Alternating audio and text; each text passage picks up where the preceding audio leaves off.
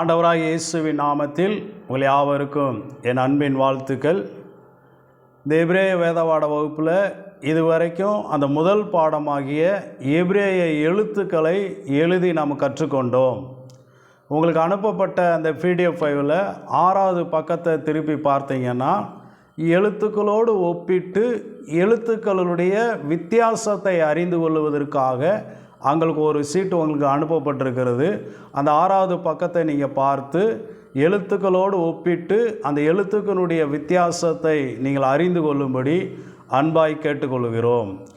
2வது பாடமாகிய எழுத்தின் உச்சரிப்பை இனி வருகிற நாட்களில் நம்ம பார்க்க போகிறோம். இந்த எழுத்துக்கு எப்படி உச்சரிப்பு கொடுக்க போகிறோம் என்றால், தமிழ் வழியாகத்தான் நாம் இந்த எபிரேய எழுத்துக்களை உச்சரித்து வாசிக்க போகிறோம். இப்போ தமிழை எழுத்துக்களை உச்சரிப்பதற்கு உயிரெழுத்துக்கள் தேவைப்படுகிறது, மெய்யெழுத்துக்கள் தேவைப்படுகிறது. இது ரெண்டும் சேர்ந்து தான் மெய்யெழுத்தாக உருவாகிறது. இதே போல தான் எபிரேயத்திலையும் அப்படி உயிரெழுத்து மெய்யெழுத்து ரெண்டையும் சேர்த்து தான் எபிரேய எழுத்துக்களை நம்ம வாசிக்க போகிறோம். உங்களுக்கு அனுப்பப்பட்ட அந்த PDF ஃபைலில் முதல் பக்கத்தில் நீங்கள் பார்த்தீங்க அப்படின்னா எபிரேய எழுத்து, அந்த எபிரேய எழுத்துக்குரிய உச்சரிப்பு, அதாவது மெய்யெழுத்துக்கள் அங்கே கொடுக்கப்பட்டு இருக்கும். 2வது பக்கத்தை நீங்கள் திருப்பினீங்கன்னா வவல் சார்ட் உங்களுக்கு அனுப்பப்பட்டிருக்கிறோம்.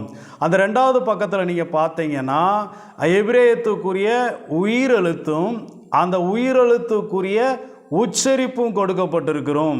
இனி வருகிற வீடியோவில் இந்த எபிரேயத்தில் கொடுக்கப்பட்ட உயிரெழுத்தையும் எபிரேயத்தில் கொடுக்கப்பட்ட அந்த மெய்யெழுத்தையும் ரெண்டையும் சேர்த்து தான் உயிர் மெய்யெழுத்துக்களாக அதை உச்சரித்து எபிரேயத்தை நம்ம வாசித்து கற்றுக்கொள்ள போகிறோம்.